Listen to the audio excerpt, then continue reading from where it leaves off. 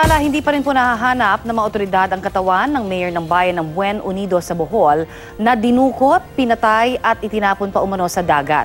Ang suspect sa krimen, ang kanyang sariling mister na isa ring board member. Balitang hatid ni Nico Sereno ng GMA Cebu.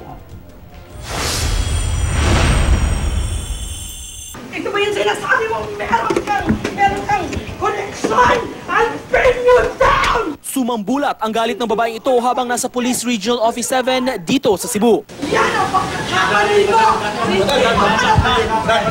Ang babae ay si Angela Layson, kaibigan ni Bien Unido Bohol Mayor Gisela Boniel.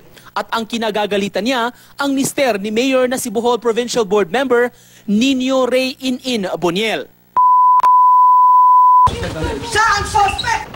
Suspetsa ni Layson, si In Boniel ang nasa likod ng pagdukot sa mismong misis niya. Anya, nitong Martes, magkasama sila ni Mayor Gisela sa isang resort sa Bien Unido nang biglang pasukin sa kwarto ng mga armadong lalaki. Nutukan ako dito, nirap ang mukha ko ng duct tape. Halos hindi ako makahinga. Tiniser ako dito. Inayaw si Lalay na yung anak sa bigas kwarto. And then si Wainin was saying, kumusaba na, hipusa na. Sabi ni Layson, namukhaan daw ni Mayor Gisela ng isa sa mga armadong lalaki ay mismong mister niyang si In Boniel.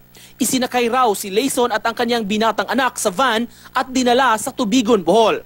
Mula roon, pinasakay sila ng barko pa Cebu. Dito sa Cebu siya nagsumbong sa mga otoridad. Base sa ating investigation ay lumalabas na pinatay itong si Mayor, pero magtatandak tayo ng search operation doon sa sinasabing pinaghapunan.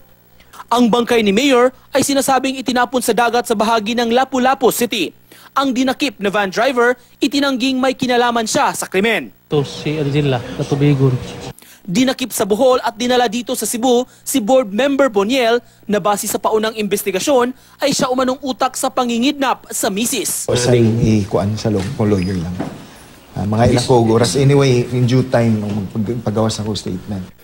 2 taon pa lang kasal sina Mayor Gisela at board member In. Meron silang isang anak. Dating mayor ng Bien Unido si In Boniel at noong 2016 matapos ang kanyang 3 taong termino, si Gisela ang tumakbo bilang mayor. Matagal na silang may alitan ng asawa niya. She really wants to leave. Okay, dahil ginagamit lang siya. Ayon kay Layson, may nadiskubre umanong mga anomalya si Mayor Gisela noong panahong mayor pa ang mister. Nico Sereno, GMA News.